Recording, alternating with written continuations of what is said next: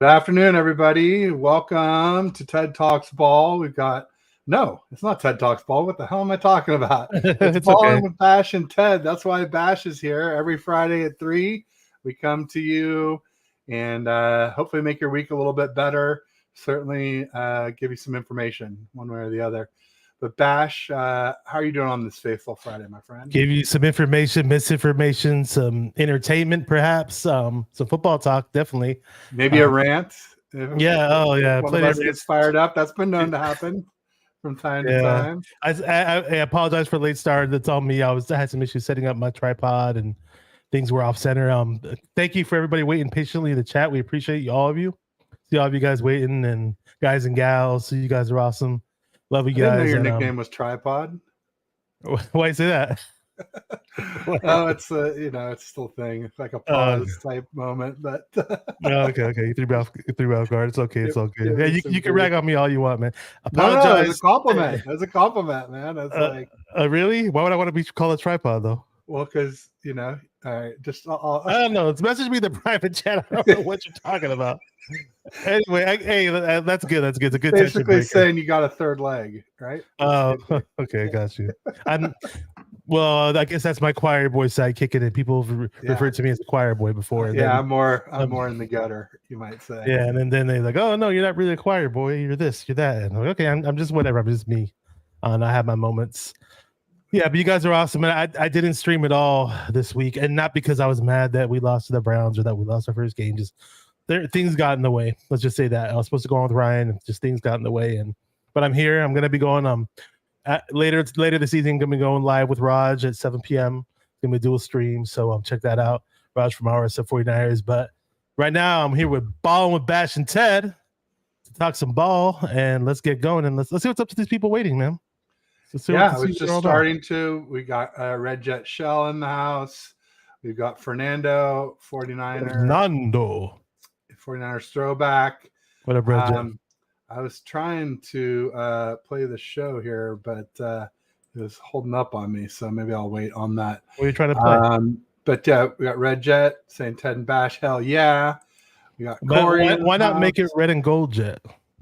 Yeah, that would be pretty sweet. What up, Corey? There you go. Then we got E. Kim in the house saying, hey, Bashar and crew. E. Kim's Korean 49er from the Grant Cohn show, by the way. Right if you ever see him calling, yeah, really good dude. Very nice. Well, welcome, E. Kim. Regit say my two favorite podcaster. Yes, and hell yes. Love it. We got Dion in the house. He says, what's up? Niner Game Podcast, Dion, one of my favorites. We're saying hi. Also, we are streaming on both channels. So if you're on my channel, make sure you get over to 49er Minded, give Bash a like and subscribe. Same thing. If you're on Bash's channel, come on over, give me a like and subscribe. If you're on a browser, open up 2 tabs and you can watch both at once. Just make sure to mute one. That way we can get all those view hours. It really helps us. Even if you're on a device, you could do a phone and a tablet if you don't mind. That really helps. So thanks in advance for that. Dion says, Jed, I can say this is here you're my best friend, and I will talk to you on the side. If they're getting sentimental here, Chad. Ted, you don't have to read those things out loud now. Oh, okay. E. Kim says life happens.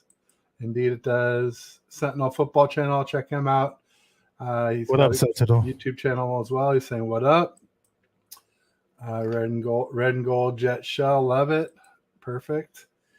And all right, maybe I told you, Ted. Look what you're doing, man. You keep dipping your hand in the cookie jar. Shout out to Fired Up 49ers. What up? That's a really good buddy of mine. Says, what up, faithful? There you go. Randy Daytona's here. Yeah, it's exciting. Great to have Randy here. I don't know if you were here. I don't know if you were, since you missed the last time we were on. You weren't.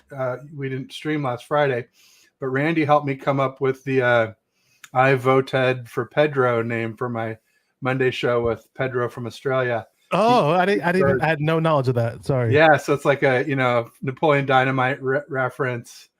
I was thinking about doing something like Tederico for Uncle Rico, but this works much better. I do, and it's good that I got the reference because that is one of the. I'm not a big time movie watcher, but lately I have been watching a lot more movies, and it's definitely a movie that I know. It's there's very few comedies that are out there within the past 10 years or so that are actually good. And that was out before that, obviously, but that's definitely a comedy that sticks. I like goofy, silly, slapstick type comedy. There you go. Randy says, why are these clowns on at the same time? How am I supposed to watch you both? He's a clown. With the big shoes and the nose. Jimmy Perez in the house. And what's up, Bash and Ted? Welcome, Jimmy. And smash the like and subscribe. Yeah, please do, folks. It really helps us. Also, Bashar, since we didn't go live, I don't know if you knew, but I actually hit my first level of monetization on YouTube. Yeah, you hit it before I did, dude. Yeah, I've been getting and I got more subscribers. And people can become members of my channel now.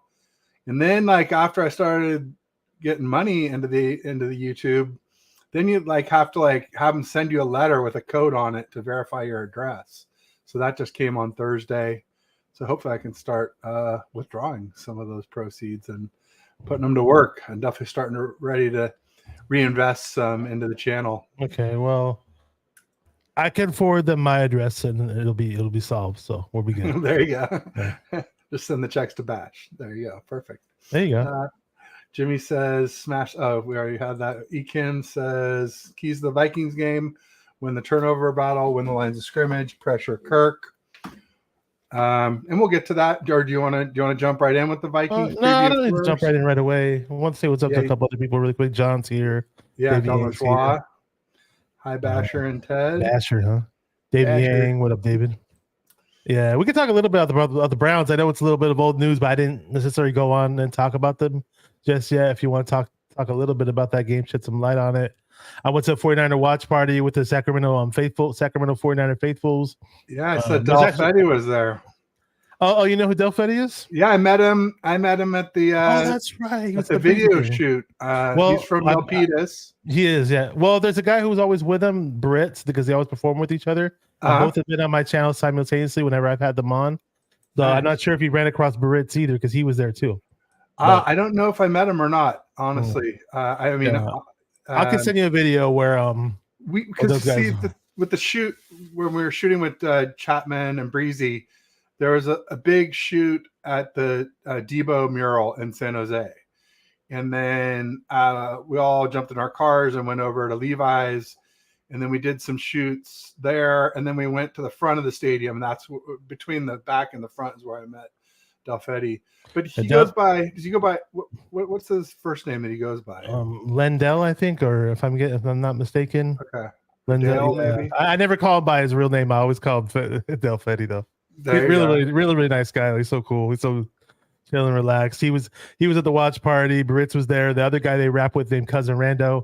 Shout out to those guys. Cousin Rando is probably one of the nicest guys you'll ever meet, and I had a lot of fun. I'm just hanging out with him. I saw that video. It looked cool. Yeah, I have other videos of their performances, but I didn't. Maybe I'll post it on Saturday or Sunday before the game or something like that. So, they were the halftime entertainment for the watch party. It was a lot of fun. Obviously the part that wasn't fun was us missing the field goal at the end, which sucked. But it was one of those weird trap game type of games, playing against a really tough defense on the road early. I just never liked these. I'm going to say East Coast because we're all the way in California. And to me, Cleveland, Ohio is East Coast. All right. I know it's Midwest and all that crap. Well, East Coast time zone, at least. Yes, it's the East Coast time zone. Once you jump into the East Coast time zone, I call it East Coast. Anyways, It's like you're traveling that far, and those early games, I just never get a good feel for those games for whatever reason. On top of that, there was a little bit of rain involved. I don't want to make that an excuse, but we did see the ball flop out of Purdy's hands, and what was it, like a play right before the half or something that could have been like a screen pass where CMC could have picked up a whole bunch of yards. It was just one of those iffy type of things where just a lot of things went wrong. And then on defense, when we were stopping them, the refs were throwing flags. And then on offense, we just had a lot of stupid penalties that I'm never going to blame those on the refs. If it's if it's the offense jumping off sides and doing dumb things, of course that's our fault. But sure, it sucked to see those back-to-back penalties against the defense, but we just let the Browns hang in there way too long. With the Browns hanging in there way too long, it just sucked. It was kind of a group effort, right? I mean, the D gave up a lot of run yards. Kyle had some bad play calls. Purdy seemed to have trouble gripping the wet football. There was the Ayuk drop. There was several overthrows of CMC and Ayuk. There was by Purdy. There was, obviously Moody at the end. So well, it was not a just real. at the end with Moody earlier in the game too. Remember? I said we self-destructed. Oh, yeah. So it was twice on Moody actually. And the overthrow you're talking about, the CMC, wasn't that the one on the free play where it wasn't where like the Browns had committed a penalty, then we had a free shot on that pass? Yeah. So I mean, so it wasn't the worst thing. Yeah. So I mean, we had another try at the down, but imagine if he hits that though, right? Yeah, it's a TD. Yeah. Easy TD. No, and then like you said, then there was a screen pass where Trent Williams got blown up into the backfield and basically almost got hit by the pass himself. So yeah, there was a lot that went wrong. Pretty much everything went wrong. And then people saying, like when I said we self-destructed, and people like, oh, aren't you going to give the Browns any credit? And I'm like, yeah, I'll give the Browns credit. They have a good defense, but not good enough to beat our team if it's healthy that day. Like in my article, I predicted that that we would have a letdown. Because I had seen the Cowboys have a letdown after whooping the Jets. They lost to the Cards. We saw that the Dolphins had a letdown after whooping the Broncos. They got whooped by the Bills. And then the Bills right after that, after whooping up on the Dolphins, lost to the Jags in London. So I was figuring we would have similar type of letdown. I just thought we were good enough that we could overcome it. And I think we would have, if not for the injuries to, Debo, CMC, and Trent Williams. I did get left that part out. I left that part out. Yeah, and then I did get into some trouble with some Browns fans when, there was this thing like they've given up 1,002 yards in only 5 games, or in 5 games, and that's the most or the least amount of yards of any defense since the 1971 Colts, and that was pretty wild to me. And I just was like, hey, they're probably a great defense, but I'm not ready to call them historic, especially because, they played the Bengals, who have the 32nd, least, the least amount of yards gained this season is the Bengals offense at 32. We know how anemic the Steelers offense is. They're 30th, and the Titans are 26th. And then obviously we have a really good offense, but we were heavily injured, and not only just injured, but injured in game, where there's no chance to get the backups ready to play, right? I mean, the backups get like 5% of the reps. So if you put the backups in, then you see something happen like Ray blowing the motion because he didn't know the play or he hadn't practiced it enough recently to be able to do it. So I was just saying, like, hey, the Browns defense, they're definitely really great. Maybe they're the best defense in 2023. That's, to be determined, but I'm not ready to call them a historic defense. And then some of these people I'm arguing with, I'm like, dude, I don't even think you were alive for the 85 Bears or the 2000, Ravens, these epic 2002 Bucks. I just don't think you're around for these defenses. So no defense in today's NFL is on par with those teams. Like 84 and 89 Niners defenses were pretty epic too. 84. So the Niner team that played the Dolphins, that's arguably one of the best defenses and probably top 5 NFL defense of all time. Yeah, easily top 10. The Bears defense, you might want to say is the best defense of all time. Maybe. I mean, the Ravens defense with Jamal Lewis and Ray Lewis and all that, and then the Bucks. So I don't know if any of the defenses currently today are up to that level. I mean, I'd be surprised. No. Wait, so what I saw in one of the 49er chats, you gotta wait till the end of the season before you say that. Before you crown them, I get that. Yeah, I mean, if they're on their way, astronomical pace right now, where they're better than those. Just look at us in 2019. We were on a blistering pace through 8 games, and all of a sudden we had some injuries, and all of a sudden, our defense was still good, but we were giving up close to 30 points a game down the stretch in 2019. So, we had to score a lot to compensate. Okay, so I did. Now, you said you were going back and forth with Browns fans. Was that on Spaces? Because I saw some message. No, it was on the timeline, man. It was on the timeline. It's always you on the timeline, but I saw something because I'm in like 5 or 6 49er chats and on Twitter, and I don't ask to be in all the chats, but sometimes they just add me anyways. But it is what it is. I'm just in tons of Niner chats on Twitter, but I just remember one of them popped up, and like 4 or 5 dudes were like, "What's wrong with Ted? Ted's got something wrong with him, man. blah blah blah blah. He's spewing out all this bullshit on Spaces and da da da da da da. And people, I didn't bother even listening to the Spaces. I didn't go on Spaces or anything like that. But I just saw all this hate about you being on Spaces. I don't know if you were trashing Purdy or they thought you were trashing Purdy. I don't know what happened. No, I didn't trash Purdy. They're complaining about you. I said after the game, if you're waiting for me to trash Purdy, you're going to keep waiting because of all these things. 10 a.m. start time, the rain, a really tough defense, injuries, bad play calling, bad penalties, drops. Like, there's a lot of reasons why Brock didn't do well. Now, I did drop him. I mean, we didn't talk last week, and that was last week was when I gave my unequivocal apology. And I saw your tour. The week before when we had our show, I had said, hey, I was wrong through 4 games, but kind of like there was a big but in there. Like we haven't played any contenders and maybe all playoff pretenders, because I'm still not convinced that the Steelers or the Rams are going to make the playoffs. So I was like, playoffs? 4 weeks, but we'll see. Playoffs. But so after the Cowboys game, I was like, sheesh, no more qualifiers. I was wrong, period. I apologize to Brock. You're a franchise QB, and I had been moving him up, right? You remember I was 14-18 before the season, then after the Giants 11-15, and then after the Cards 8-12. After the Cowboys, I went up as high as 6-9. Now I've just backed off of that, back to 8-12 again. But it's still top 10ish. I mean, at the end of the day, it's not necessarily about that number. At least for me, it's not about the number where Brock Purdy ranks. I've seen enough to say that he could be top 10. It's still early in the season. He could be top 10. Worst case scenario, maybe top 12, maybe 13, 14, 15. But who knows? At the end of the day, he operates this offense the way we want to see it operated. We're putting points up on the board. Sure, the Browns game, yeah, a lot of great quarterbacks in this NFL season. Not great. I'm not gonna say he's great quarterbacks, but a lot of good to great quarterbacks. Herbert, Mahomes, Burrow, Lamar Jackson. They've had, I think, more than one bad game this year. So I'm not. If you're expecting Brock Purdy to be perfect, and then after this game, and there's some Niner fans I know that are still stuck on Trey Lance. I think he's long gone. He's completely off the team, and they're like, "Oh, Purdy sucks. He's garbage. He's trash." It's like, dude, it's just one game. It's just one loss. At the end of the game, we were in position to win the game.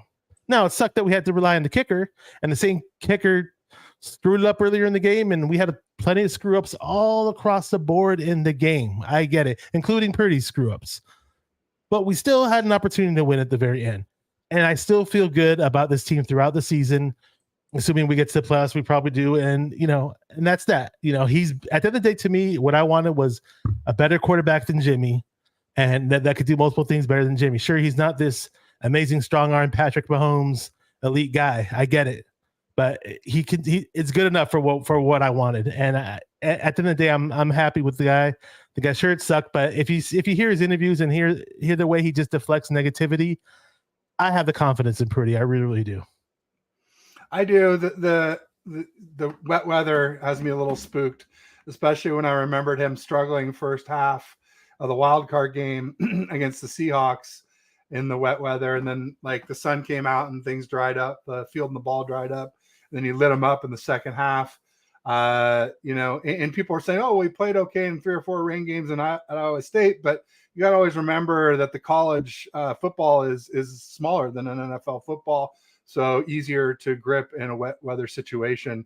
So keep that in mind. And the people I talked to or that have been in our chats have been saying basically there was never any monsoon type games when he was at Iowa State. As bad as the weather is in Iowa, he really kind of never seemed to get a lot of really, really bad weather when he was there. So that, and only about 3 or 4 where it was even, raining a little bit. So that's kind of interesting. Real quick, just want to call out Gina in the house. She was on with me yesterday. Gina. Also, Bay Area Baller, Eric Price in the house. Baller. E. Kim was explaining that he is Eric Kim. So let's all get that right. I never knew what his first name was. I just knew it was Korean 49er on Grant Cohn. But now we know, and I'll do my best to remember. We also got McNiner in the house. McNuevo. So what's up? He says, can't overlook Minnesota. Don't you know? I'm from Minnesota. Are you from Minnesota? There you go. You drink pop? Mom, can I get some pop? Well, Canadians say "a." That's a Canadian part. I kind of close enough. It's closer to the border, and I kind of mix it up with Canadian. I get it. Really quick about Purdy. Yeah, I don't know. I wish I could tell Shanahan something about this, and I wish I could tell the quarterback coach whatever. But it's like in the future, if we have a game where it's projected to rain, maybe they already do this. Maybe I'm stupid, but dude, wet the damn football in practice. Just wet that damn football in practice and get Brock Purdy used to the shit. Because I didn't see the ball flop out of PJ's hands. I'm not trying to say Brock's screwed us up or whatever, but it just sucked on a few times where it just looked like the rain was an issue and it sucked. So maybe get him some gloves. The guy was open and he just missed badly. So maybe that was maybe get him some gloves. Just get him ready for that environment. Though QB doesn't affect it. Like for instance, it didn't affect Geno Smith in that wild card game, but it did affect Brock. I mean, Brock's hands are below average size. I'm not gonna say they're small. I thought they were average NFL hands when I looked it up. 9.25 inch is not. I think it's the same as Trey Lance, isn't it? Or maybe some other QBs when I looked it up. A little bit bigger. Jimmy G is 9.5. Maybe Trey Lance is about the same, and Mahomes is 9.25. But there you go. It depends on your grip. Apparently, Troy Aikman has huge mitts and had trouble gripping the ball. And I can tell you, I mean, I have big hands, but I have big palms and not really long fingers. So you have longer fingers. So you probably grip a basketball and or football better than I can. I can obviously palm a football, but I had trouble palming a basketball. And I think that's, it's not just the overall size, but the ratio of palm to finger length could be part of it too. And just overall strength.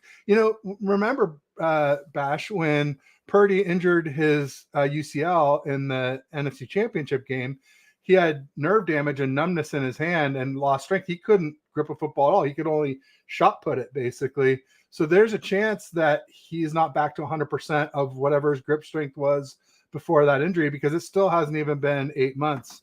It'll be November 10th will be 8 months. I'm assuming he's worked on that. I mean, it's a common thing for athletes to work on. It's nothing out of the ordinary. Nicholas Akalatis is here, a Browns fan in the chat from the locker room rant. They were live yesterday, him and John V. And he's saying, "What's up, Bat?" He wanted to see me go live, and I told him I didn't go live. Says his name isn't Eric, so I got that wrong. Sorry. Well, Eric, the Eric I do know of in the chat is Barry Baller, Eric Price. Yeah, so maybe I misread something. Sorry about that, Ekim. I want to add a couple more things really quick. So obviously the pass rush was an issue that affected Purdy. I get that. I hate to bring this guy's name, but I hate to be a broken record, and I hate to say I told you so. But that frickin' the guys who yelled and screamed and cussed at me and told me I'm stupid on Twitter because DeJuan Jones does not fit Kyle Shanahan's scheme. Man, he gave it to Nick Bosa a few times, man. He made a lot of times. He made life difficult for Nick Bosa out there. Every time except for when he slid to the outside guy thinking that Posick, the center, was going to slide and take Bosa. That's when Bosa got his sack, was when DeJuan Jones just whipped, didn't block him at all. I told people, watch, he's going to be an all-pro. They're like, he's not an all-pro. You're stupid. I said, watch, he will be an all-pro before it's all said and done. He did a great job on Bosa for sure. And then I was talking about it too, and people were saying, well, how's McKivitz do? How many pressures has McKivitz given up? And I'm like, okay, I'm not going to sit here and say McKivitz is horrible, but how are you going to feel if Jalen Moore starts this week in Minnesota? And we could have had DeJuan Jones instead of Jalen Moore. Then it gets to be a really easy argument. I'll say this though, McKivitz has been doing a lot better than I thought he would, though. Yeah, he has. Yeah, but would I rather have DeJuan Jones out there? Yes, no brainer, because he was a player that wasn't even supposed to be there in the third round. He was supposed to be late first round, early second. It is what it is. I'm not gonna cry over spilled milk over anymore. We played him, so I had to bring him up again. I will say this though about Shanahan, about that Browns game. Two things pissed me off. Okay, CMC goes out, right? The offense is a well-oiled machine on that first drive when he's in there, right? We score, and and there was one drive when we had the ball super close, and Jordan Mason ran that touchdown really easy, right? And he got that easy touchdown. And it's 5.4 yards a carry for Jordan Mason, and then nothing for the rest of the game. He only touched the ball 5 times. That's unacceptable. I'm sorry, Kyle. And then Elijah Mitchell didn't get many touches either. So which one is it? If you like one over the other, supposedly the press conferences, when they ask him about the backup running back situation, he seems to have more favoritism towards Elijah Mitchell is what I'm hearing. Either way, though, if CMC's out, you have to have a presence of the running game, because without a running game, you can't run play action. Even if your running game is not successful, you only get 2 yards of carry, 3 yards of carry. That's it. You at least have the threat of play action. We had none of that this game. When it was just, it just all fell on Purdy's shoulders with no Debo in the lineup. And where was Kittle? This is a great defense, a great Browns defense, but the one hole on their defense was they gave up a 135 passer rating in the previous weeks to tight ends. They had a hard time stopping tight ends in the previous weeks. And I thought they were going to exploit that with Kittle, and we didn't. And that really pissed me off too. So Shanahan definitely plays a part in this loss as well. So we definitely need to bounce back against Minnesota. And you're muted, Ted. All right. I was putting in a lifesaver, and I didn't want to hear the crinkling of the wrapper. Lo Jackson was saying we should have drafted A-Chain instead of Latu. A-Chain, that is a speed. Drafted Jawan Jones instead of Latu. We should have drafted a lot of people in that round, man. A lot of people. Especially somebody over Moody too, man. Well, I'm not ready to write off Moody. I don't know. He's got to redeem himself. I'll tell you that much. Shout out to Brian Culp. He's a big Moody fan. He's in the chat. Just remember, Bryant's here. Wanted to call out some of the people that are here. Bryant Culp is here. David Yang. Also, not Jason Niner Smash Massey of Niners Faithful Radio. Check out his channel. Panama Queen in the house. JCK 510. I'm guessing that's Jack 510. Or maybe it's initials JCK.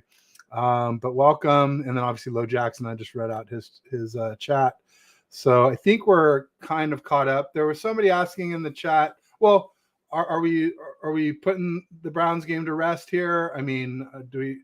Yeah, I don't know if you checked out. We can move on. Johnny Dell's had a good film breakdown.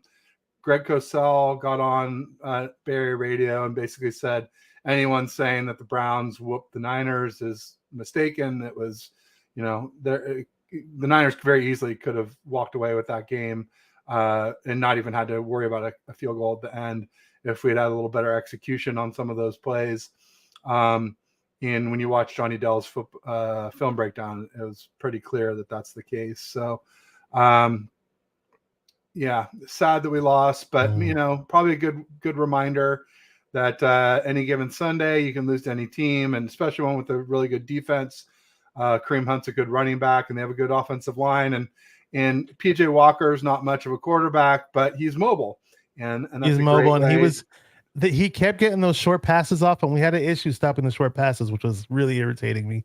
Yeah. And when's the run defense going to come back to form, please? Well, we were number one in the league. We were number one in the league in run stoppage, and prior to that game. So, and I was thinking, oh, cool. You know what? I love Dre Greenlaw. He's crazy. He's got that dog mentality when he's out there. But if he's hurt, rest him. Let him rest, because we're playing the Browns, and it just backfired on us. It really did. It sucked. Well, and so did, starting the scuffle before the game. And why did they do that? That? So stupid. And it's just interesting that, it's Debo, Trent, and Ayuk mixing it up before the game, and Debo and Trent both get injured. I'm not going to say it's bad karma, but it sure seemed like bad karma.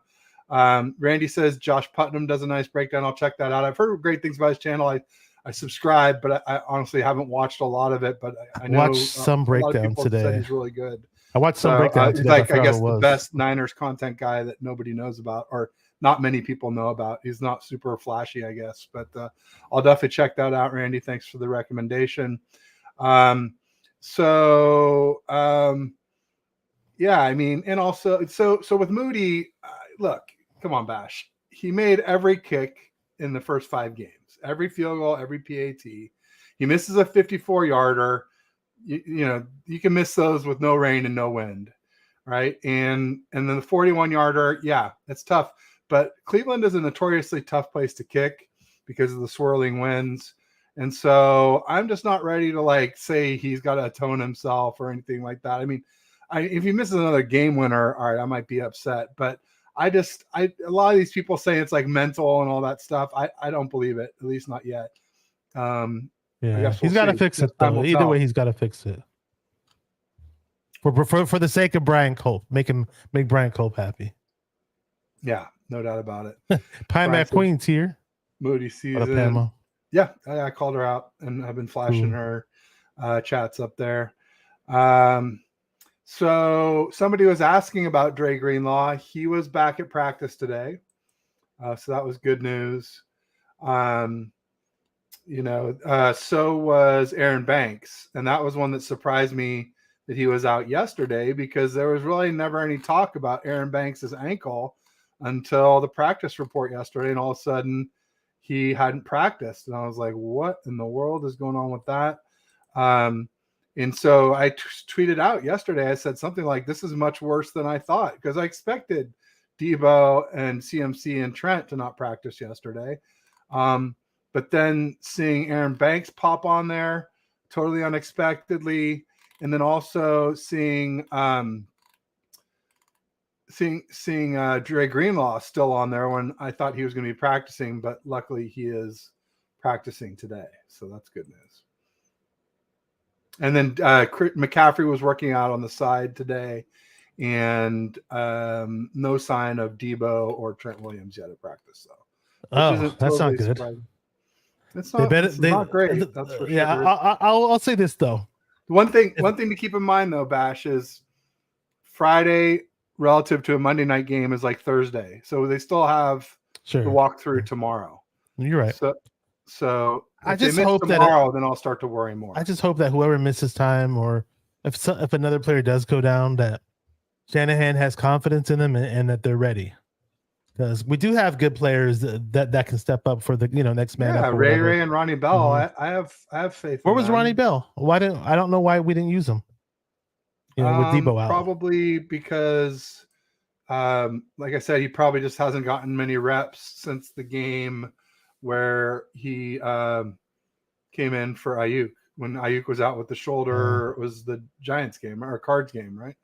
Forget which one. I just you see these guys and other players go down. You want to see other people get runs, and then that they can make plays, and they're just not out there. We're not targeting them. We're not doing nothing. So just we obviously want to see our starters in there, but then you want to see people step up for them as well. And ready to talk about Minnesota whenever you are, man. Okay. Well, real quick, Lo Jackson says Brown's defense is nice. And yeah, when I said that they might be overrated, I wasn't saying that they're not great and maybe not the best in 2023. I just wasn't ready to put them up against all these historic defenses of all time, of the last 50 plus years, more than I've been watching football. Because I've seen a lot of great ones in that time that seem more dominant than the Browns. But yeah, if you want to talk a little bit about Minnesota, I mean, Justin Jefferson's out. Marcus Davenport ruled out this week. We all know Kirk Cousins is pretty notoriously bad on Monday Night Football. However, I've always said if you can protect him, he'll pick you apart. I think he's better than Jimmy G. I think he's a quarterback. It just, does he have enough weapons? He's got Hawkinson. He's got KJ Osborne. They have the rookie Jordan Addison, who's pretty good. They have Madison, the running back. They have a real good fullback. Blanking on his name. I want to say Ham. Yeah, CJ Ham. And then obviously Danielle Hunter leading the league in sacks with 8. They have a good corner. Byron Murphy Jr. came over from the Cards. They have a good linebacker who also came over from the Cards. I'm blanking on his name, but I'll look it up. I will cheat, but it's Jordan Hicks came over from the Cards. He's pretty solid. I think he's doing good stuff this season. And I guess they have a youngster by the name of Ivan Pace, right inside linebacker. I did a show with some Vikings creators on Wednesday, and they gave me the scoop on things. But and then they're good in the secondary. Like I said, they have Byron Murphy Jr., who's a solid corner, came over from the Cards. They have Harrison Smith, who is for a long time has been one of the better safeties in the league. I don't know if he still is this year. But then they also have Cam Bynum from Cal, who's really fast and a really good free safety. I just don't know much about Josh Metellus, their nickelback. And it looks like their right corner. I hear he's pretty good. Yeah. I hear Metellus is kind of like a Swiss Army knife on defense. And, he's good at blitzing. So he's definitely somebody you do have to account for. So watch for him on the blitz. We got Aaron here. Aaron's in the chat. Yeah. I'll jump to the bottom then and work. Yeah, we know you believe in Moody, Brian. I got you. You're his only hope. What's up, Aaron? Welcome. Aaron, 49ers First Takes podcast. Check him out. Yeah, every Wednesday at 3:30 with me on First and Ted. Although we There went you go. early this week, we started at 3, so I could do that Viking show I was just talking about. Thank you, Aaron, for accommodating that for me. I appreciate it. And the Vikings this year, I mean, they lost the Chiefs. They beat the Bears. Look at their record. They beat the Panthers, but 21-13. Played in a lot of close games. They didn't get blown out necessarily. Maybe their first blowout's coming on Monday night. So, I if we mean, don't get healthy. yeah, true. It just sucks that we're running on all 4 cylinders. The next thing you know, we're losing players. That's never good. It's never good. No doubt. And Nancy Cameron in the house saying hello, Ted and Aaron. Whoops, no, it's Bash. But thanks, Nancy. Appreciate you. Yeah, no, I mean, it's a bummer. We were running hot, and we ran into a tough defense, tough weather, and a tough D coordinator. Obviously, Jim Schwartz owns Kyle with a 9-1 record, and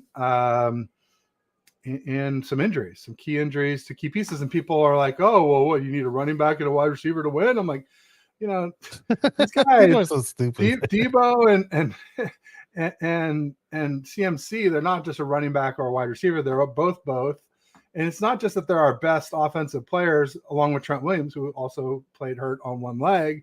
But those 3 guys are the best at their position in the league, right? There's nobody better than Debo at this wide back position. There's nobody better than CMC at running back. There's nobody better than Trent Williams at left tackle. Maybe not better anywhere on the offensive line.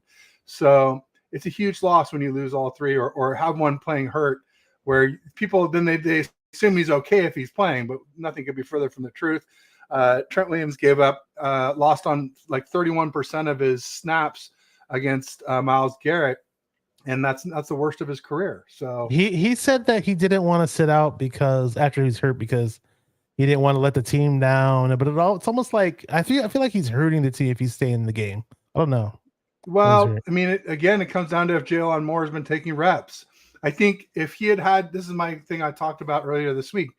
I think if Trent Williams had been injured in the Cowboys game and the sprained ankle was the same severity on Sunday against the Browns as it was, but instead Jalen Moore had been taking reps all week, I think he would have felt much better about Jalen Moore coming in and turning the reins over to him. But, knowing that Jalen Moore didn't know the plays, how is he going to get it right? There's just going to be all more procedural penalties and mistakes and bad blocks, not just because of skill, but because of knowledge. Right, or lack of knowledge. I just think they need to prep their backups a little bit better than that's the case, because you never know. It's just the way it goes in the league. This league-wide, backups only get 5% of the reps, typically. I mean, there's some exceptions when you think somebody might be injured, but there was no way to know that CMC or Debo or Trent were going to get injured. I mean, maybe Debo because he had been injured earlier in the season, but neither of the other guys had. So it's tougher to say. I want to add something because we in the Browns game, we finally got to see Randy Gregory, who was a glimpse of hope in that game. One of the few things that we could hang our hat on. Yeah. That game, he had a sack. He played well against the run. I just saw him. If he wasn't making the tackle, he was making his presence felt here and there, and it was nice. I was like, okay, this guy looks a lot better than I thought he would. A couple of my friends were pounding the table that we should sign him or trade for him, do whatever, and we got him on the cheap. It was a cheap, it was a cheapo type trade. We only gave up a 6th round pick and we swapped the 7th. So and for those of you that bought number 5 jerseys, you can change the name on that jersey to Gregory on the back. And I don't know. I'm hoping that this wasn't just a flash in the pan type of thing. We, as Niner fans, we kind of get teased in terms of guys who play opposite of Bosa. We see them have a good game or maybe 2 good games, and then we don't see them again. So hopefully this is a thing of consistency for the Niners, assuming we don't swing for the fences and get another defensive end. People are saying Danielle Hunter, that we should go after him, or the other guy Burns or something, but I don't think those deals are ever going to take place. So hopefully this Gregory things pans out. Hopefully in practice, they see a lot of things that they didn't expect and they really, really have confidence in him. And hopefully we see him go after Kirk Cousins this upcoming game. Now I do hear that the tackles, Christian Darrisaw and O'Neal on the Vikings are tough cookies. Christian Darrisaw was a high draft pick. The other tackles, they have a good bookend tackles. Yeah, the bookends are really strong on the tackles. But I hear their interior line is pretty soft, is what I'm hearing.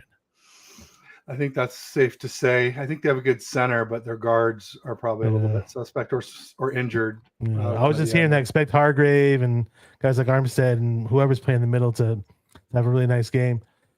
And I just we're playing in Minnesota on the Dome, Monday Night Football. We do well. We have an amazing record of Monday Night Football.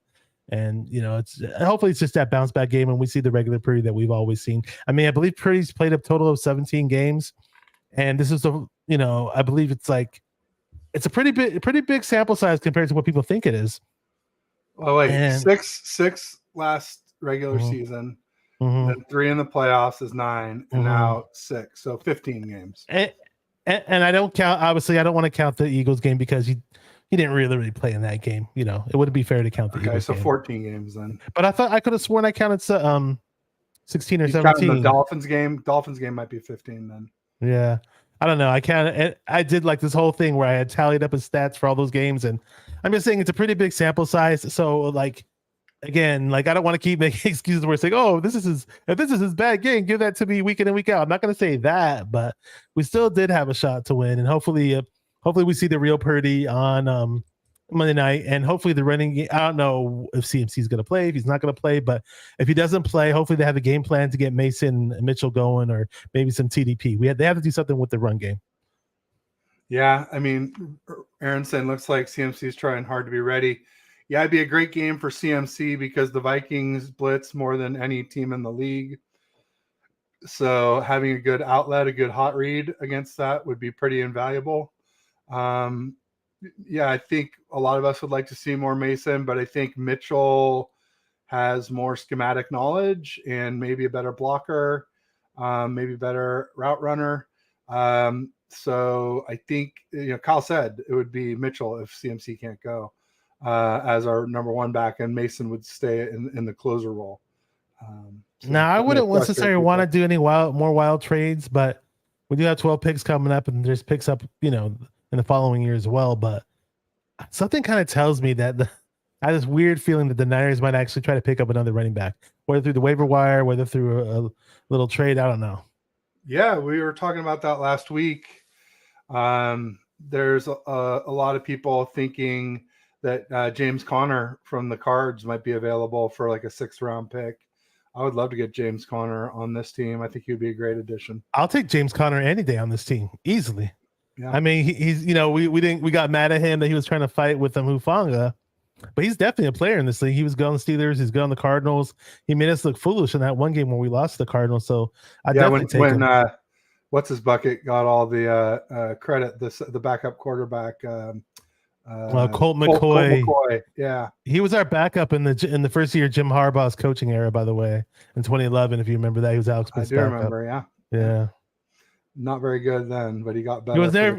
Yeah, I thought he sucked back then, and then he beats the brakes off of us like ages later. Well, remember our defense was pretty shattered. I know, but who would have seen that coming? I would never seen that. I mean, we had Josh Norman, and then he didn't go down. He got in a fight by the sideline and tried to fight the coach. Shanahan benched him, and then we stuck in Drake Kirkpatrick. It was just like Matador.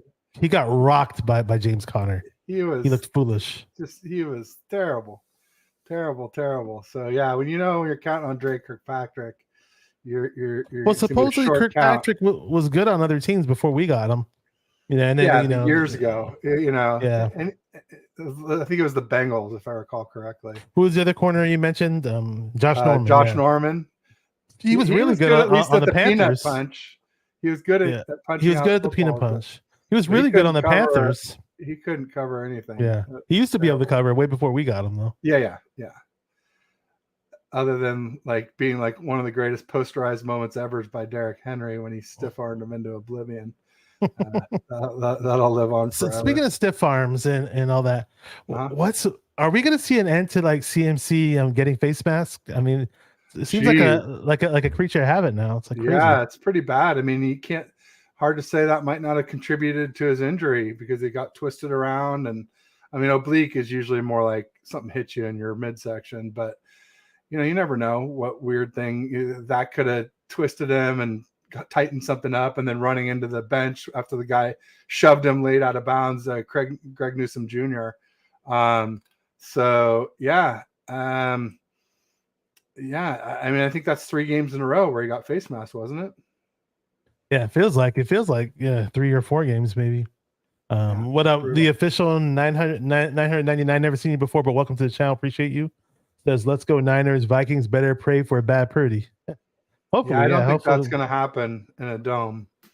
But we do have 9 out of our last 11 games outdoors where it could be windy and or rainy, and that gives me a little agita, as our friend Aaron would say. I haven't heard that word. The first time I did a stream with Aaron, I believe he said that word, and because we were talking about pizza, because he was asking me about pizza and what my rituals were before games or after games, and he was like, "You can never eat pizza before a game because then you're gonna get agita."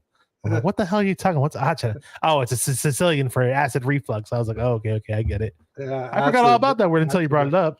No, he uses it with me every now and then, so he keeps it fresh in my mind. So I thought I'd share with you. Yeah, that's funny. You brought up an old memory. It's good that you brought it up.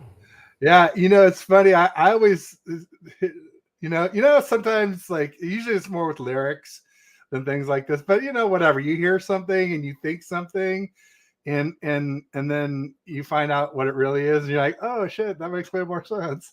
Or kind of anyway. Like when I heard agita, I always just thought it was like short for agitated, like agita. Oh, okay. Yeah. It's connected to the word acid. It was ACI, or ACHI, agita.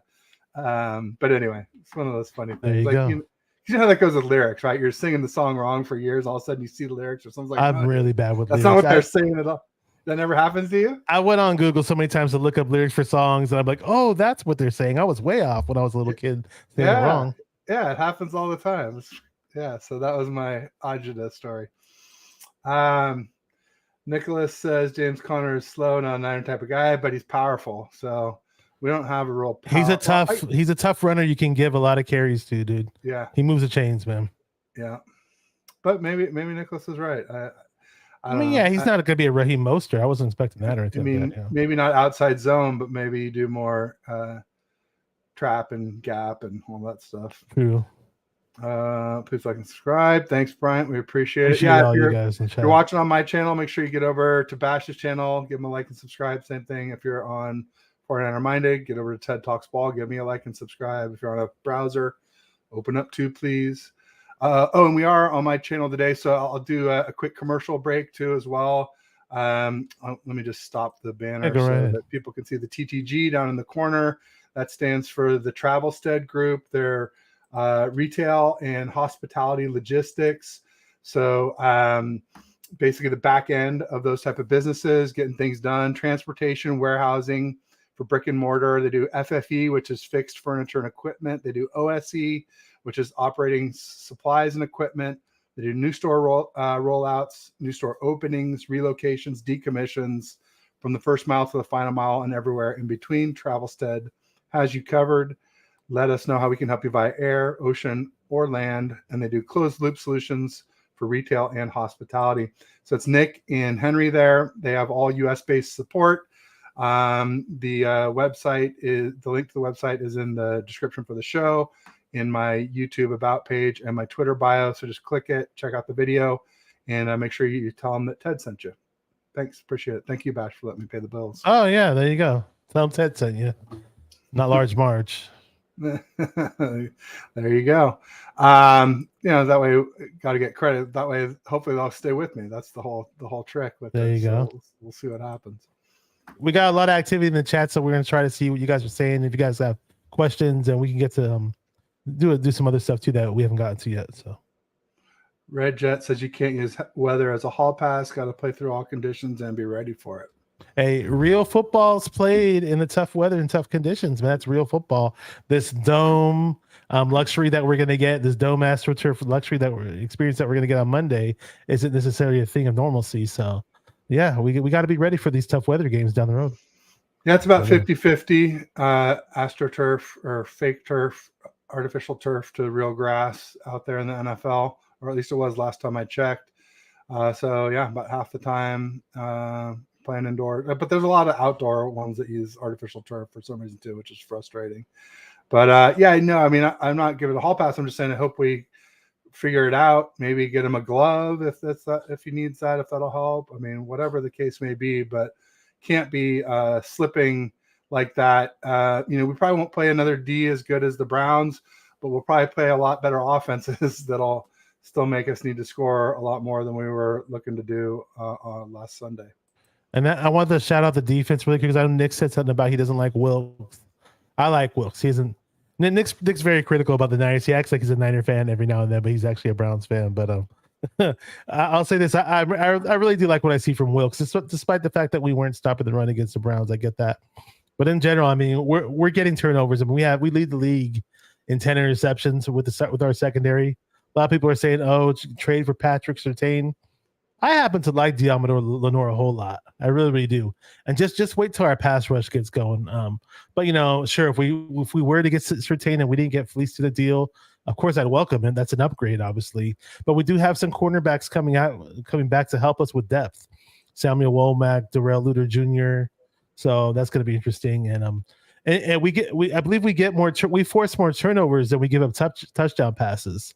I believe so. We do a really good job on defense. Yeah, I know we're still, actually. You know what? My bad. We get more interceptions than we give up. We have twice as many interceptions, which is 10 more, which is twice as many touchdowns as we given up. So there you go. And then we have the lowest score allowed of any defense. So as great as this Browns defense is, they've given up more points than we have. And at the end of the day, you win or lose by the points more so than the yards. Yeah. I'll take the points defense any day over least yards. There you go. No doubt about it. Randy says I'm down with TTG, me and every last homie. Thank you, Randy. You need to make a jingle. You know where that's from, right? Okay, you down with TTG? Nature. Yeah, you know me. I think I do need to. Or you can even do that for TED Talks Ball. You down with TTB? Yeah, it's kind of cheesy. Nah, whatever. It's funny though. Yeah, he said, I don't like this Frankenstein patchwork thing that people do to win Super Bowls. I miss the old days when you had the team and you rocked with it. I'm ready to go all in. I mean, I'm ready, like whether it's corner, I guess maybe Randy Gregory, we don't need a DN. Oh, okay. I know what you mean. I mean, maybe a right tackle, maybe a right guard. Burford's been struggling. Well, here's the deal, though, right? I mean, Niner fans. What about a tight end, too? What about if we had Kittle light on the other side of Kittle? I mean, it's too bad that there were points of times where Latu was looking kind of nice in the preseason. I'll be honest, but we don't even get to use the guy because he's out for the freaking season. So a tight end too would be nice. I wish we'd use Check as a tight end too. I don't know, but I get it, Randy. You're old school. I'm old school too. Where you start with the team, you rock with the players you got, but we're also in the era where people were mad that the Rams won a Super Bowl and people were mad that the Rams made all these moves to win a Super Bowl to go over the top. And they were mad at the Niners because they felt like we weren't doing nothing to boost ourselves over the top. So it's like, okay, well, the Niners, hey, let's make these moves. Let's try to get a Super Bowl. Let's do this. Where that window's shutting down. And aside from that, I'll be honest, though, I think the window is. I think we got a good 4 years with this window. I really do, and especially with this upcoming draft that we got going, was 11 picks maybe or 12 picks. We could make some things happen. So I'm not really too worried about the window just yet. But hey, if we can make that move to put us over the top and win a Super Bowl, who's going to complain? Really, I won't. But okay, cool. That move set us apart. So how did our picks from 2023 work out? Our 2023 picks. Remains to be seen. So hey, no, I know. I'm still waiting to see Jair. I get it, but I'm still waiting to see Jair Brown get involved some way somehow. Not that I don't like the guy. I don't like the kid. I know he does well on special teams from time to time, but I want to see him in the mix. On throw him in on a blitz, have him do something. I want to see what he's about, man. Randy says I agree. At least a 3-year window. Yeah, I'll say 3. I'll say 3. 4 is maybe a little too much. Yeah. I'll say at least a 2-year window until we have to pay Brock. We can't pay him till after the 2024 season. So that's when I think things might get a little more difficult. I feel bad for the kid. I really do, because so far he's been balling. Sure, we lost that last game. I get that. But prior to that Browns game, he's been balling. And you think that, wow, this guy could get an extension, but there's some stipulation to where he was drafted and some NFL rule. And you said, I believe it's like 2 years. Was it 2024 season is when we can finally extend him, or we have to wait till 2024 ends and then we can extend him? Yep, that's exactly right. We can't do it before then. A weird rule. They should change that rule. I'll be honest with you. I really do, because if you get a player and you think he's worth extending and you want to do it early, do it. Hopefully Brock gets some. I don't know. I mean, I don't know how marketable he is, to be honest with you, but hopefully he gets some type of endorsements. I know he has some. You know, when they were saying that he was only driving a Yukon or something like that, or Sequoia, my bad, Toyota Sequoia, and they showed in the parking lot he's actually driving this like luxurious, an exotic hybrid, basically. I don't know if you saw it. It's a new brand called Lucid. I don't work for them, right? I get paid from. And I had no idea who they were, but I just saw a picture of the car in the parking lot. And they're saying like, oh, Brock's getting endorsed by this new car company that does these like luxurious exotic hybrids called Lucid. The car looked amazing, and lo and behold, I actually saw one in the parking lot at Costco yesterday, and it was a different one that Brock had, but the car looks really, really nice. So I'm just saying, hopefully Brock does get some endorsements, and hopefully he keeps balling out for us, because I feel bad for somebody to play really, really well if we have all the success and he's not really getting his fair share of the money, Yeah, there you go. I just put some money down on a pretty sweet electric car today. Oh, what car are you getting? No, it's a RC car for me and my son. Okay. We have these cool brushless ones now that are okay. It'll go 40 miles an hour though, which is pretty quick. Oh, that's cool. If you ever get a chance, show me in the DMs what you bought. That's pretty cool. Yeah, I will. I got one for me and one for him. Okay, here comes Nicholas, the Browns fan. Yeah, so he's got a good point that that their offense puts their defense in terrible positions just about every game. So he's saying short fields, but there's another thing too that a bad offense will do, which is not possess the ball, which allows your defense time to rest. And I think our offense does both for our defense. So I like his argument. I'm agreeing with Nick here on this, with Nicholas. I think that the 49ers offense being prolific in every other game but the Browns game gave our defense more time to rest. And because they were good at moving the ball, they at least gave long fields too to defend. So that does contribute to having a lower score. I'll agree with that. If they can get some production out of Deshaun Watson, they can make some waves. They can do something. I don't know what happened to Watson ever since he left the Texans. Not sure if he'll ever be the same player again, but who knows? Maybe. Red Jet says 2025 or bust. I mean, I said for Kyle 2023 or bust, because Dion he was said they're too good to develop Trey Lance. Well, he better be good enough to win it all, Kyle. Right now. That's what I was thinking too. I calmed down a little bit with it, but I think we're definitely going to challenge to possibly get there and win it. I mean, I'm not going to make any guarantees, and have anybody hunt me down and say, "Oh, you said you were going to win the Super Bowl, damn it, what was wrong with you?" But a lot of BS can happen in between. Hopefully, this is the year where we put it all together, and therefore that's what we were talking about, possible player move to get over the hump. Yeah, no, I'm down to go all in, and I was saying also kind of the same thing for Brock, but then I was like, hey, look. If Brock's playing like he did for that 2.3 game stretch, end of the Giants, Cards game, the Cowboys game, if he's playing like that and injuries happen like they did against the Browns, or, something fluky happens and we don't win a Super Bowl, like I'm not going to blame Brock for that, right? If he's playing great, balling out, then that's all I can ask for a Brock. In fact, if he does that, I said I would buy his jersey if we won the Super Bowl this year. I will buy his jersey if he just balls out like that on a pretty consistent basis the rest of the season. I'll buy it, and I'll be, streaming from a Brock Purdy jersey instead of Steve Young moving forward. So we'll see. He's a very humble, likable person too. If you see him in the interviews, I mean, he had some interviews with Rich Eisen. I forgot exactly what he said, but I mean, for those who are spiritual and religious out there, he's always referencing God, and he's just really humble. And he just basically says it's not about him.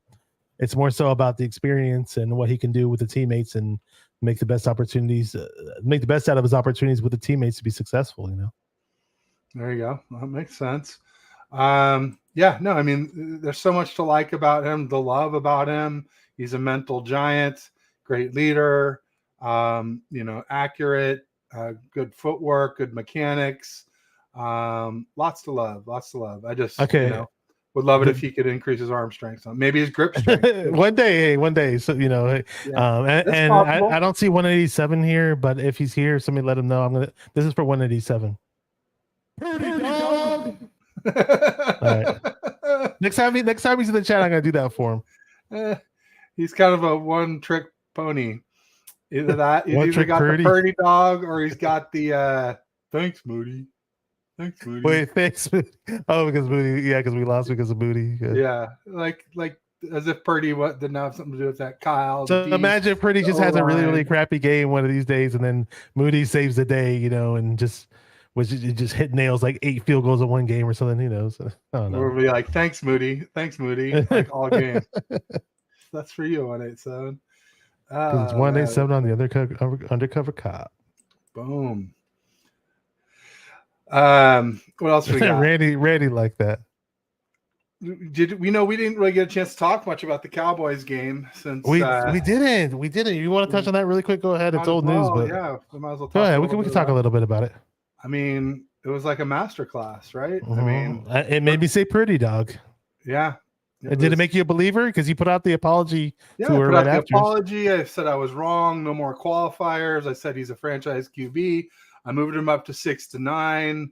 That might have been a little aggressive. I wasn't quite ready to say elite, which to me is like sort of 1 elite's through 5. Way too early for Purdy. It's just not. It's not fair for Purdy. Yeah. But yeah, I mean, clearly we're no longer looking for a quarterback that's a franchise QB that at least 5 to 10 level. And yeah, I mean, there's so much to like. Obviously,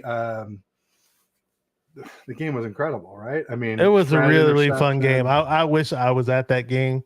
I wish I had made plans to go there. It was just tons of fun to watch. And a lot of people say, I don't want to watch a blowout. Screw that. Blowouts are fun for me, man. I hope this Monday night game is a blowout. 42 to 10 with 11 minutes and change in the fourth quarter. Exactly. You can rest players. You can rest players against a team coming in who had the number 1 DVOA coming in, and a very solid offensive line that was actually playing together for the first time ever. Those 5 guys their starters had never played together before. And they had a plethora of pass rushers. They had going into that game, they had 6 guys with over 6 pressures. So we had our work cut out for us on our offensive line, and we had a great, an amazing game plan dialed up for that game. It was just an excellently coached and executed game.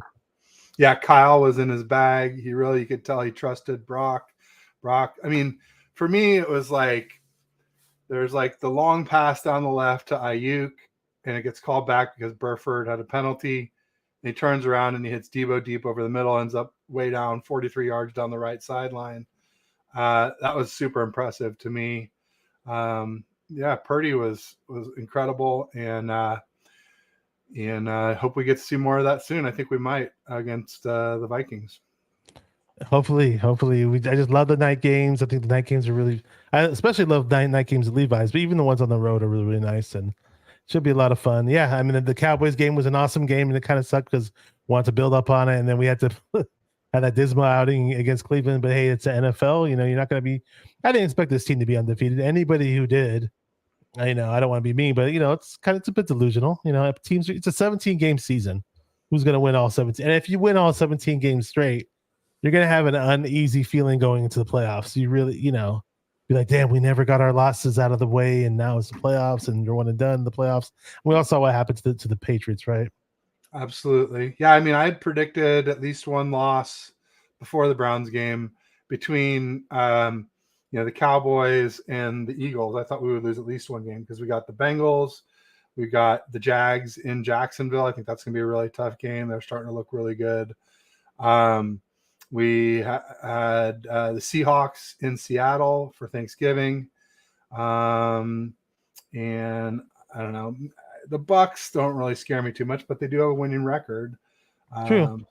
So I figured we would drop one game between there. I mean, not even count. I wasn't even thinking about. I mean, I predict my season predictions were 12-5 for the 17-game season, and I think we're going to do a lot better than that actually from what I've seen so far. God willing, we're healthy and we're right, and all our players are there. So we'll see. It's going to be a lot of fun. So far, it's been a pretty fun season. It sucks to lose those games, when you lose by a field goal and all that. I get it, but we'll bounce back, man. We'll be good. No doubt. Yeah, I had been 11-6 to start the season, and definitely was starting to feel like a lot more than that. I could easily see 12-5. Yeah, 13-4 wouldn't be crazy, I don't think. So We'll see how it goes. No doubt about it. Yes, There's definitely sir. some tough ones coming up with Seahawks, Eagles, Seahawks, and then the Ravens is a big one, man. They play the Lions this weekend. That's one of the games of the week, I would say, because that Ravens D is legit, and the Lions D is supposedly legit, and we know the Lions offense is legit. They're looking like one of the better teams in the NFL, right up there with us. The Maybe Lions have us, drafted Lions, really well. Chiefs, Lions.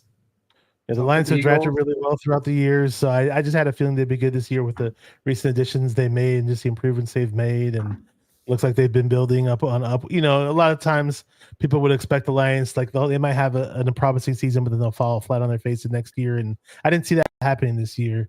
But a lot of people were telling me, oh, who cares if they beat the Chiefs in week one? The Chiefs didn't have Kelsey. They didn't have Jones on the D line or whatever. So it doesn't matter who they had or who they hadn't. They still beat Mahomes in Arrowhead, and they have a very promising roster. And I think they're going to have a strong season. So, you know, hats off to the Lions. I have some relatives over in Michigan who are Detroit Lions fans. So, you know, they haven't had too many happy days over there. And, you know, it looks like they're having themselves a season.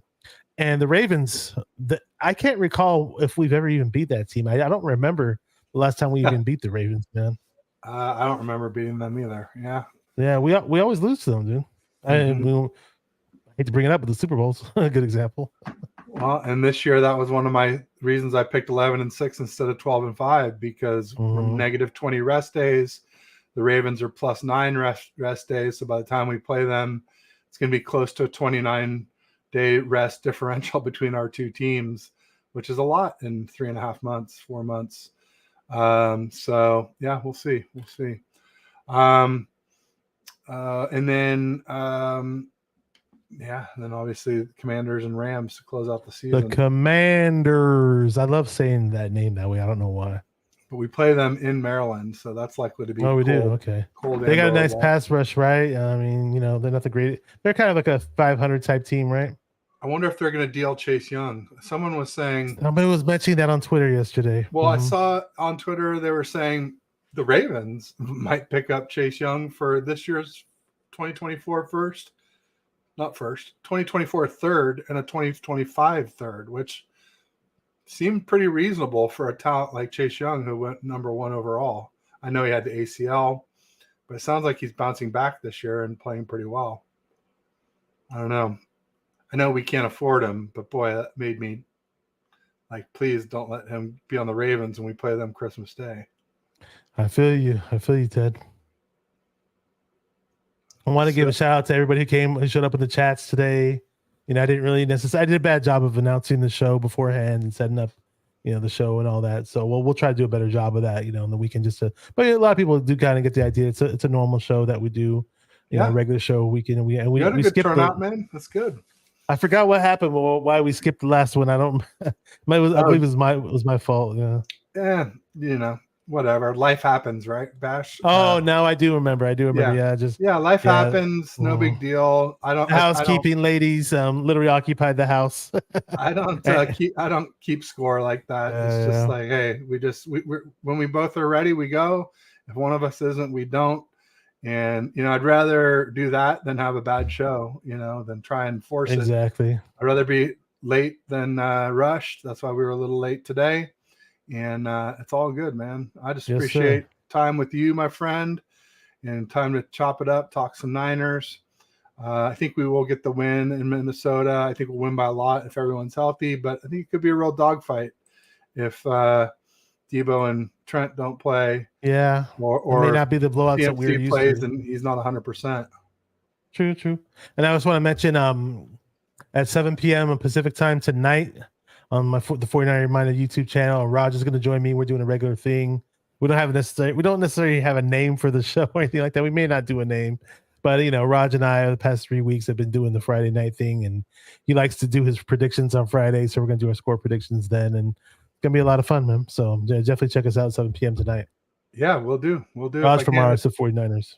It's my daddy duty time, but sometimes I can sneak watch on my phone. Okay, there you go. All right, if you can watch it before, you know, during the broadcast or later, it's okay. You know, we appreciate you. I don't get a chance to watch all of your shows, but I try my best to watch some here and there whenever I can. Appreciate it. Much appreciated. Well, thank you. Oh, we got Jess in the house. Jess, we're What just up, starting to Jess? wrap things up. Everybody, make sure you check out East Coast Red and Gold Wednesdays East at Coast Red 5 and Gold. Pacific, 8 Eastern. Ty, Maddie B, Bex, and the wonderful Jess. And then, are you going to be? Are you going to be at the Bengals game, Jess? I'm going to be there. Wondering. Is Jess going to be at the Bengals game? You know what? If I were to put my money on it, she probably will be at the Bengals game. My money would be that she will be there too. She's at a lot of the games, and she gets to meet all the players, and she's VIP. When I was, she hooked us up with that gold mine section for the New York Giants game, and they had Jess on the field on the jumbotron, and they're asking her questions, the microphone trivia questions, and she's a big time player in this 49er fan base and Niner Empire, but yeah, she will not this be time. there. Just what about Bucks or Seahawks? Gonna be at either of those? I think I'll be at both of those. I know I'll be at the Bucks, and I have to try to make it out to another game too. So it may be one of those games, Ted, if you are going out there. So nice. I'll see what I can. I'll see what I can do. I'll see what I can do. Do it. Make it happen. All right. Well, let's wrap things up to say thank you to everybody who came out. Like I said, if you're on my channel, make sure you get over to 49er Minded, give them a like and subscribe. If you're on 49er Minded, come on over to TED Talks Ball, give me a like and subscribe. It really helps us to keep doing what we do for you. And otherwise, I will just say peace and go Niners. Doing what we do. Go Niners. Beat the Minnesota Vikings Monday night. Let's go. Purdy dog.